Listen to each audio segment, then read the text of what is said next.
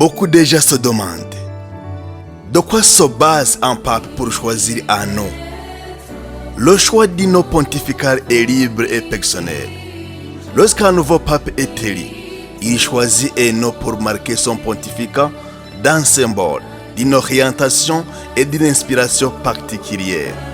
Son nom est souvent en lien avec un pape précédent qu'il admire, comme Jean-Paul Ier, qui a combiné les noms de Jean-Paul XXIII et Paul VI.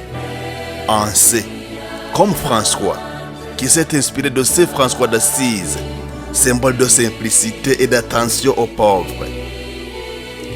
Un message ou une mission, comme Benoît XVI, en référence à Saint Benoît, patron de l'Europe et du dialogue foi-raison. Certains papes veulent marquer une continuité, d'autres une rupture ou un nouveau souffle. Pourquoi alors le pape Léon XIV aurait choisi son nom? Si un pape choisit le nom de Léon XIV, ce serait probablement en référence à Léon XIII, le dernier pape portant son nom. Connu pour son engagement en faveur de la doctrine sociale de l'Église, du dialogue entre foi et raison et de l'ouverture au monde moderne. Choisir Léon XIV diaspora nduni, pourrait signifier diaspora idasinzira, diaspora yunze ubumwe, diaspora y'ibikorwa, une ouverture intellectuelle et pastorale, un pontificat engagé dans la défense des pauvres, des travailleurs et du bien commun. Alors, qui était Léon XIII? Léon XIII, pape de 1878 à 1903, est une figure marquante de l'histoire moderne de l'Église. Voici les points essentiels. Acteur de l'encyclique Rerum Novarum de 1891, un texte fondamental qui pose les bases de la doctrine sociale de l'Église, défendant les droits des ouvriers et appelant à la justice sociale. Il a encouragé le dialogue entre l'Église et la science et la philosophie de Thomas d'Aquin.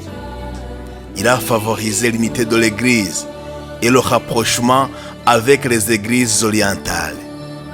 Il a montré une grande sagesse diplomatique dans les relations avec les États modernes. Qu'est-ce que l'Église peut attendre alors d'un pape, disons Léon XIV? Si Léon XIV suivait l'héritage de Léon XIII, l'Église pourrait attendre de lui 1. Un renouveau de la doctrine sociale face aux défis actuels: pauvreté, migration, inégalité, écologie, ainsi de suite. 2. Un pontificat intellectuellement fort, dialoguant avec le monde de la science, de la philosophie et des jeunes. Une église ouverte, le point 3, mais fidèle à ses principes, engageant le discernement. 4. Une défense des droits humains, de la dignité du travail et de la famille. 5. Un appel au dialogue interreligieux et à la paix, surtout dans un monde marqué par les conflits.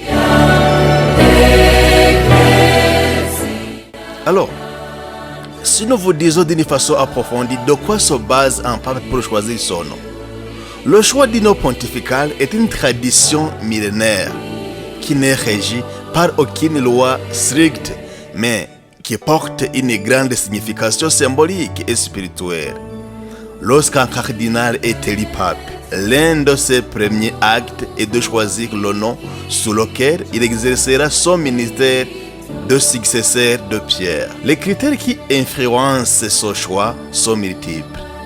A. L'inspiration spirituelle ou symbolique. Un pape peut choisir un nom pour évoquer les qualités d'un prédécesseur respecté ou d'un modèle ecclésial. Par exemple, le pape François a voulu incarner la simplicité, l'humilité et l'amour des pauvres de Saint François d'Assise. Et Jean-Paul Ier a combiné les noms de ses deux prédécesseurs, Jean 23 et Paul VI, en signe de continuité. Une orientation pour le pontificat. Le nom choisi peut signaler l'orientation théologique, pastorale ou politique que le nouveau pape souhaite donner à son pontificat. Par exemple, Benoît XVI a choisi son nom allié avec Benoît XV, pape de la paix, durant la Première Guerre mondiale, et Saint Benoît, père du monarchisme occidental, pour souligner son attachement à la paix et à la culture chrétienne, d'originalité ou la nouveauté. Parfois, un pape peut choisir un nom jamais utilisé, ce qui peut surprendre ou enthousiasmer les fidèles. Le choix d'un nom inédit peut symboliser un renouveau, un nouveau départ ou une réforme. Pourquoi un pape pourrait-il choisir le nom de Léo XIV?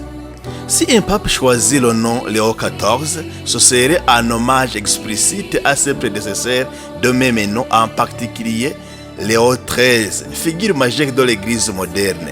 Cela pourrait signifier une volonté de renouer avec la doctrine sociale de l'Église.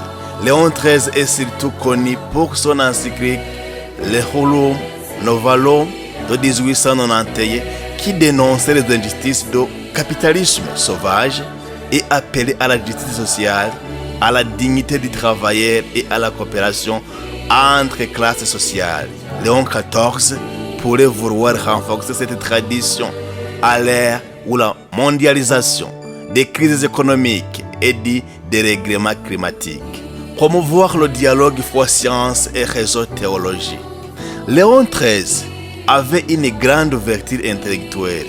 Il encourageait l'étude des sciences, de la philosophie, notamment Thomas d'Aquin, et le dialogue avec le monde universitaire. Un pape Léon XIV pourrait reprendre cette voie dans un contexte où la foi est souvent remise en question dans les sciences, dans les sociétés modernes. Marqué un pontificat fort, structuré et centré sur la pensée et l'unité de l'Église. Le nom Léo évoque aussi la force, la stabilité et la grandeur. Il pourrait vouloir incarner un pape intellectuel, visionnaire et rassembleur. Alors, qui était Léo XIII? Léo XIII, né Vincenzo Giorgino Pesci, 1810-1903, a été pape de 1878 à 1903, succéda à Pie IX. Il a été l'un des papes les plus influents du 19e siècle et du début du 20e siècle. Son pontificat a duré 25 ans, l'un des plus longs de l'histoire. Ses grands apports à l'Église, doctrine sociale. Il est le père de la doctrine sociale moderne de l'Église. Dans son encyclique Rerum Novarum, il plaide pour les droits des ouvriers, la dignité du travail, le juste salaire, le droit d'association et la responsabilité des patrons. Ouverture à la modernité. Contrairement à son prédécesseur, Pie IX, plus conservateur, Léon XIII a tenté d'ouvrir l'Église à un monde moderne, tout en restant fidèle à ses principes. Il a établi des relations diplomatiques avec plusieurs pays et cherché à résoudre les tensions entre l'Église et l'État laïque. Renouveau intellectuel. Il a restauré l'étude de Saint Thomas d'Aquin comme base de la théologie catholique dans son encyclique Aeternum Patris. Il a encouragé les études bibliques, historiques et scientifiques dans un cadre de foi. Qu'est-ce que l'Église alors pourrait attendre d'un pape, disons, Léo XIV? Un pape Léo XIV serait porté d'un héritage fort. Voici quelques attentes concrètes que l'Église universelle et les fidèles pourraient avoir. Une relance du dialogue social et écologique. À l'heure où le monde connaît des inégalités croissantes, des guerres et une crise climatique, Léon XIV pourrait donner un écran nouveau à la doctrine sociale de l'Église en approfondissant les instructions de Laudato Si du pape François sur l'écologie intégrale. Une Église ancrée dans la raison et la foi. Face aux défis de l'intelligence artificielle, de la bioéthique et de la crise de la foi dans le monde occidental, Léon XIV pourrait promouvoir un dialogue fécond entre science, philosophie et foi à la manière de Léon XIII. Une Église unie, réconciliée et missionnaire. Il pourrait aussi travailler à l'unité des chrétiens, au dialogue interreligieux, à la paix entre les peuples, tout en renforçant la mission de l'Église dans le monde, en pontificat centré sur la dignité humaine. Léon XIV pourrait défendre les droits des migrants, des pauvres, des enfants, des personnes âgées et marginalisées, selon une logique d'humanisme chrétien renouvelé. En conclusion donc, un pape ne choisit pas son nom au hasard. C'est un signal envoyé au monde et à l'Église. Si un nouveau pontife choisissait de s'appeler Léon XIV, cela suggérerait un pontificat fort, intellectuel, socialement engagé et pastoralement ouvert dans la lignée de Léon XIII.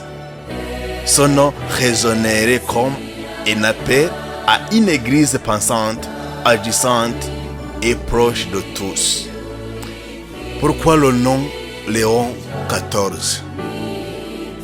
Dans sa première conférence après son élection, il déclare: j'ai choisi le nom Léon XIV pour marcher humblement dans les pas du grand Léon XIII qui a tendu la main aux travailleurs, à la pensée moderne, aux nations, à la raison. Aujourd'hui encore, le monde appelle l'Église à être une lumière dans la nuit des divisions, une voix pour les sans-voix, un laboratoire d'unité et de paix.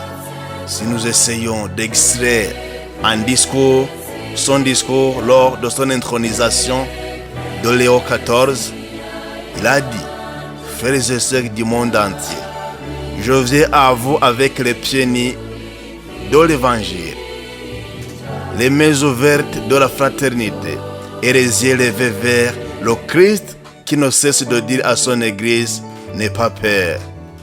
Ce siècle est blessé par la guerre, rongé par l'injustice, dérouté par le progrès sans âme. L'Église n'est pas un château fermé. Elle est une tente au cœur du désert, une voix qui veille, une source pour tous. Aujourd'hui, je tends la main à ceux qui croient, à ceux qui doutent, à ceux qui souffrent et à ceux qui cherchent. Mon cœur va vers les jeunes sans espérance, les anciens oubliés, les enfants déplacés, les peuples étouffés. Comme Léon XIII, à son temps, je vais affirmer: l'Église ne sera jamais silencieuse face à l'injustice. Nous porterons la voix de l'Évangile dans les usines, les universités, les prisons, les marchés, les réseaux sociaux, les hôpitaux et les rues. Ensemble, marchons vers une Église synodale, missionnaire, intellectuelle et joyeuse, qui n'exclut personne, mais qui rappelle à tous: vous êtes enfants de Dieu. Priez pour moi, aimez l'Église, aimez la paix. Voilà, chers amis fidèles de la télévision Mvugizi Espoir TV. Si vous avez aimé cette vidéo, n'hésitez pas de liker et partager pour pouvoir élargir notre famille. Merci.